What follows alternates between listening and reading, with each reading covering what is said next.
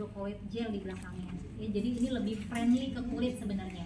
Dan ini tidak disposable, bisa 3 sampai 5 hari nempel di pasien. Jadi nggak harus setiap saat ganti. Ya, memang cuma lebih mahal. Ya, tapi tadi kita harus pertimbangkan kemampuan pasien, nggak mungkin kita paksakan. Nggak ditanggung BPJS ya. Nah, itu misalnya. Ya. Yang itu ditanggung. Ya, apa misalnya seperti itu ya. Atau rumah sakitnya memang nggak ada ya, seperti ini misalnya. Yang mungkin zaman saya dulu kuliah bahkan yang begini nggak ada. Jadi kita harus bikin pakai plastik kiloan. Ya, tahun 2000-an waktu itu, awal 2000 kita bikin pakai plastik kiloan, kita rapetin tuh pakai lilin, terus kita pasangin double tape. Sesederhana itu. Ya, saking terbatasnya ya. Jadi perlu dikaji juga kemampuan pasien. Oke. Kalau alat dan bahan ya, mungkin kita langsung saja supaya efisien. Nanti saya nggak demonstrasi komunikasi segala macam ya, prinsip aja nih teman-teman latihan sendiri. Ini kantongnya harus disediakan. Jangan lupa ini measurement guide-nya ya, atau measurement paper-nya untuk membantu kita mengukur, memastikan ukuran lubang stomanya itu pas dengan ukuran stomanya ya. Jadi nanti untuk mengukurnya. Cairan kira-kira pakai cairan apa? Boleh pakai air keran? Boleh ya. Boleh pakai air mineral? Boleh.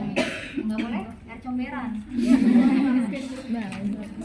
Tapi lihat kondisi pasiennya itu tadi. Kalau pasien post-op masih fase inflamasi, kita gunakan cairan yang steril.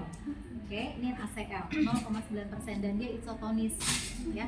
Karena pasiennya masih post-op ya, masih on bed misalnya. Tapi kalau dia sudah pulang, nggak mungkin dia pakai ini terus, sehari bisa berapa kali bersihin ya. Dan ini mahal ya, 15.000 sih, tapi kan apa aja beli ya, memang air keran ya. Jadi boleh pakai air biasa. Nah, biasanya kalau pasiennya masih di rumah sakit, pakai kasus steril. Ya, ada beberapa pakai kapas. Kalau di rumah pakai tisu basah aja. Yang tisu baby itu sama seperti bersihin bayi, pakai tisu bayi itu boleh. Ya. Gunting harus ada. Kita nanti mau menggunting apa namanya stoma portnya. Ya. Kalau pinset tidak harus, boleh dipakai boleh tidak ya. Ini jarang kalau pakai pinset. Prinsipnya bersih, tidak perlu steril karena kan kotoran ya. Jadi pakai sarung tangan yang bersih saja, clean gloves. Oke, APD jangan lupa ya. Apron, masker ya, karena ini kontak dengan cairan tubuh ya. Jadi pakai apron, underpants ya. Kemudian keep di basin ya. Dan boleh tisu, paper towel atau handuk untuk mengeringkan nanti ya pada saat kita selesai membersihkan. Oke. Nah, mungkin kita langsung saja demokan. Jadi sudah dibaca, dipahami riwayat kesehatan pasiennya, dan memang ada indikasi harus kita ganti kantongnya, misalnya sudah 3 hari ya kebetulan, atau alergi possible udah penuh ya. Jadi kita harus jaga.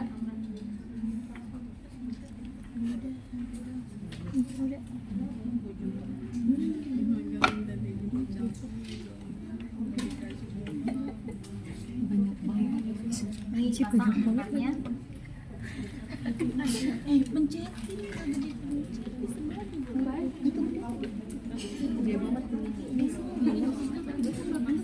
Bengkoknya jangan lupa sediakan ini ya, infected rubbish ya. Jadi karena yang mengandung feses ya, sampah infeksius.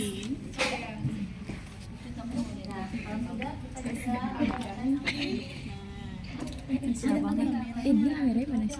boleh silakan aja. Kita tahu ya kan ya. Nanti Bapak kelihatan ke angkat sendiri kali ya? Oh, angkat yang ini. Yang ini saja. Ranicanya.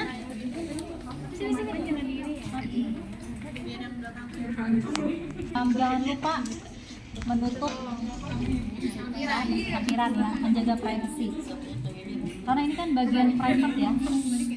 Nanti suara saya nggak kedengeran nih. Coba kita fokus dulu ya. Karena bagian privacy, maka tutup ya. Apa namanya? Apalagi di beberapa ruangan itu ada CCTV-nya ya, jadi kita tutup. Nah, untuk membuka harus pelan-pelan ya supaya kulitnya itu tetap terjaga integritasnya.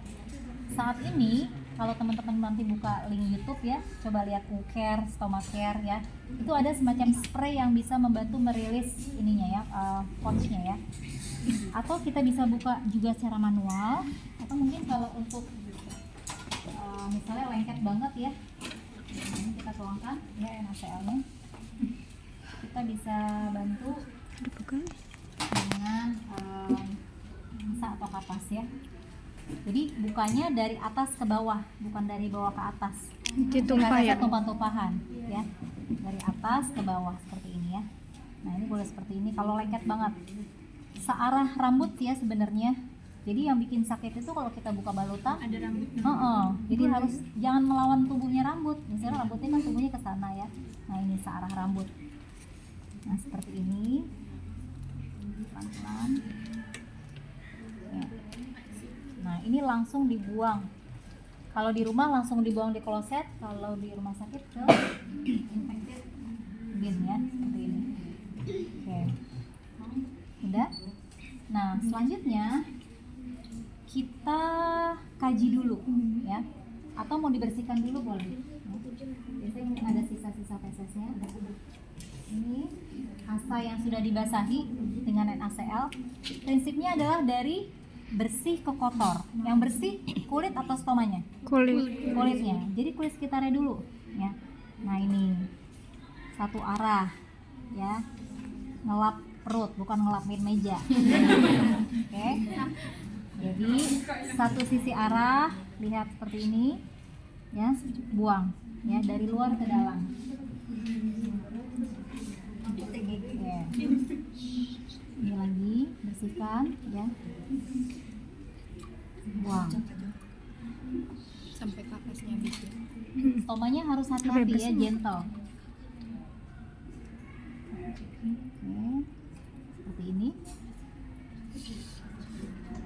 Nah, kalau yang di sebelah kanan biasanya masih keluar cairan ya, keluar lagi cairan, apalagi di ileostomi ya, baru dibersihin keluar lagi. Ini kita bisa tutup sementara ya, seperti ini. Boleh ditutup dulu karena kan kita mau nyiapin kantung dan lain-lain ya, tapi kalau sebelah kiri biasanya aman ya, jadi boleh ditutup sementara kalau masih ada keluaran cairan. Tergantung ntar boleh. Nah, jadi yang terakhir yang dibersihkannya adalah stomanya ya, sampai bersih. Nah, kalau sudah, harus kita keringkan ya. Jadi keringkannya di tap. Ingat, tadi kita tidak sedang membersihkan meja ya. Nah, tap. Boleh pakai handuk, boleh pakai tisu, boleh pakai kitchen towel ya. Jadi kalau kitchen towel tuh bagus banget ya buat nyerap. Nah, ini sampai betul-betul kering. Nanti kalau nggak kering nggak lulus ujian ya. Jadi harus betul-betul kering. Nah, seperti ini. Jangan lupa kita kaji. Yang pertama stomanya. Stoma itu adalah sebagian dari usus besar ya, dan banyak lapisan mukosa di atasnya ya, merupakan lapisan mukosa. Jadi dia itu yang bagus tuh seperti bibir ya, warna bibir kan pink kemerahan ya, dan moist, lembab ya, jadi ada lembab gitu, mengkilap ya. Oke, nah ini bentuknya single, cuma satu. Ada nanti yang dua, double. Nah, kan kolon ada atas dan bawah, dibikin dua ya. Ada yang double barrel, ini single ya, jadi single barrel di sebelah mana ini? Kuadran kiri bawah ya. Kita lihat ya, stomanya single barrel ya, lembab, warnanya pink kemerahan. Lihat ada perdarahan nggak keluar ya, mungkin kalau sudah lebih dari seminggu ada nanah nggak, ada bengkak nggak ya di stomanya. Selain stoma, kaji periostomal skin ya, jadi kulit sekitarnya, peristomanya harus kita kaji. Itu yang paling banyak menimbulkan masalah atau komplikasi kulit sekitarnya ya. Jadi kulit sekitarnya harus dikaji juga ya, pastikan tidak ada kemerahan ya, tidak ada ruam ya, apalagi sampai maserasi yang lecet berdarah itu. Ya, makanya kita jaga betul-betul ya. Kalau kantong stomanya betul, ya biasanya nggak sampai maserasi ya atau iritasi. Tapi kalau kantong stoma yang seperti ini, nah ini resiko besar sebenarnya, ya bisa terjadi iritasi. Murah itu. Emang kan? Oke, jadi itu yang dikaji, stoma dan kulit sekitar. Ya. Nah, selanjutnya kita bisa mulai ukur mana yang kira-kira sesuai. Ini harus masuk ya dan pas. Kecilan ya. Ya. Longgar Kegedean. nggak boleh. Ini juga masih longgar. Ya, coba ini Pas. Nah, ini pas banget ya. Jadi sampai masuk seperti ini, ya ke dalam. Ini biasanya satu pasien satu ukuran ya. Kalau awal-awal harus kita ukur, tapi mungkin kalau sudah hafal ya sudah ya. Nah, tinggal kita sesuaikan dengan kantongnya. Ya, tadi di 38 mili mana yang pas ya. Sepertinya di ukuran 40 di sini ya. Di sini 30, 40, 50, nah sini yang 40. Nah, sudah tinggal kita gunting. Dari dalam ya, jangan dari sini ya. Dari dalam. Melingkar, ikutin aja garisnya ya. Kalau tidak sesuai gimana? Teman-teman bisa buat pakai spidol. Ambil spidol ya. Udah biar cepat, bikin lingkaran aja di sini. Ya, seperti itu. Jadi boleh disediain spidolnya.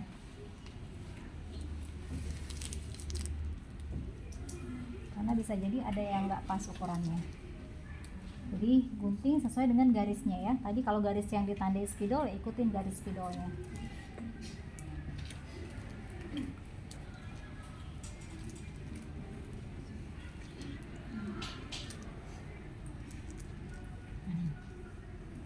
Ini sudah.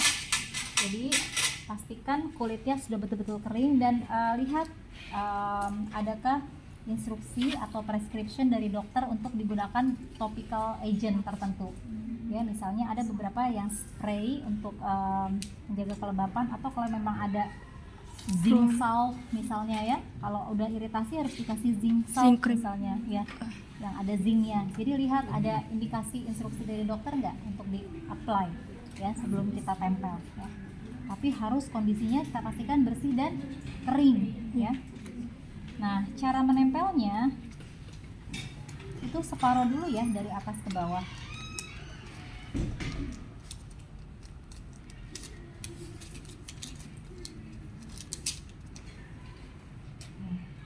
Perhatikan betul, kalau pasiennya masih bed rest ya, maka posisinya horizontal seperti ini.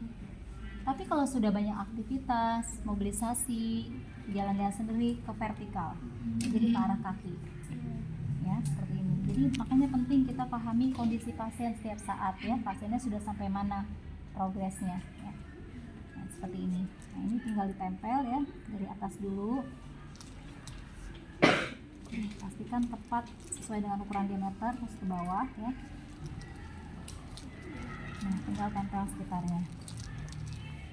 Nah, kalau sudah nanti kita fiksasi ya. Tadi ini kayaknya ada di kantongnya lama.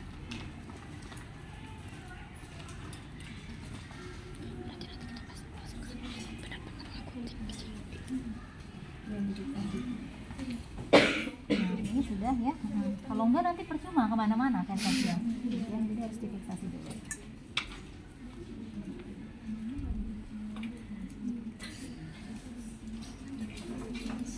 Kayak diklaim gitu. Nah, seperti ini. Dah selesai ya. Ini karena phantom ya, jadi nggak terlalu nempel banget karena dia bukan kulit ya. Ini sebenarnya cukup bagus dia, friendly ke kulit ya, dan cukup merekat. Dan kalau sudah tinggal rapikan alatnya, cuci tangan dan dokumentasi ya. Seperti itu. Nanti saat pasiennya mau pulang, ajarkan juga ya cara menggantinya supaya pasien bisa sendiri. Sakit.